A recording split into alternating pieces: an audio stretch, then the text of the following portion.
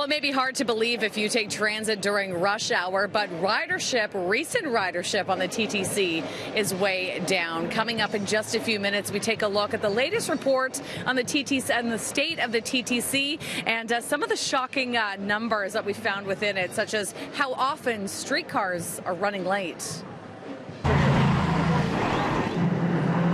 Honestly, the only reason why I use the subway sometimes is because, you know, if I'm running late or that kind of thing, if I had it my choice, I wouldn't drive, but I would just bike everywhere.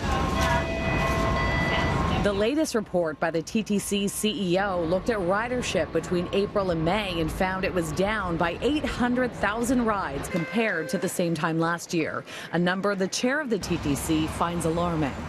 The closures, again, we're standing here right on line 1.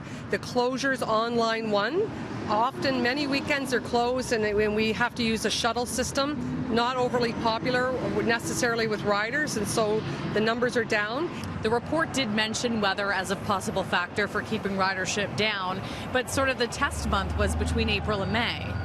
Yeah. So we weren't having major right. snowstorms. Yes, then. you're right, and you're absolutely right. But the other thing I have to mention is fare evasion. And so, as you heard from the Auditor General, it's a serious problem in this city, and now we're trying to tackle it. The report also found almost half the time streetcars are running late. Here on Queen Street, no one disputed that number. It makes me late for work frequently. That's not okay.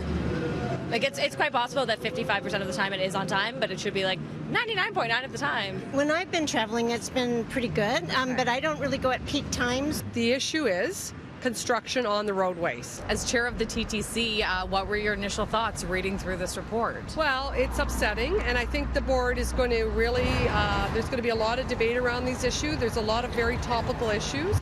And as we enter one of the busiest construction seasons ever in Toronto, Robinson also believes condo development is slowing down your commute. On the reliability issues related to the streetcar, we have to better coordinate. That's just a must going forward.